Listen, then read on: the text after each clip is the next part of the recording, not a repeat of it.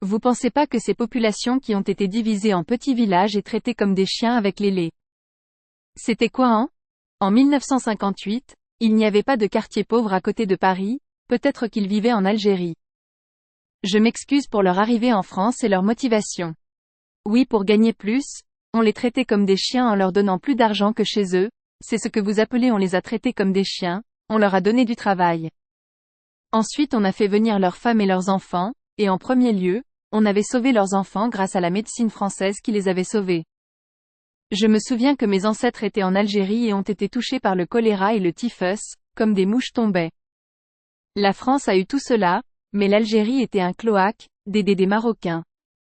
La médecine française a permis à ces gens qui étaient 2 millions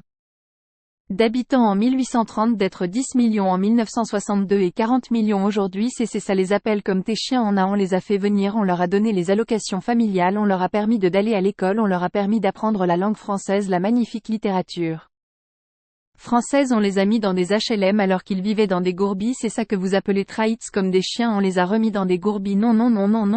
pas du tout, les HLM ont été transformés par des gourbis par la population elle-même, et quand il y a une population autre, les HLM sont impeccables et il n'y a pas de dégradation et il n'y a pas de vol, bon alors arrêtez avec ça, on ne les a pas maltraités du tout, d'ailleurs je discute avec beaucoup de Maghrébins, en particulier les Kabyles qui le savent très bien, la France a été bonne fille et bonne mère et très généreuse et on ne les a pas parqués, on les a mis dans des HLM ONU, nous étions nous les pieds noirs, simplement ce sont eux qui ont chassé les autres, ils ont chassé les autres parce qu'ils ont été d'abord, ils ont imposé leur mode de vie comme là-bas.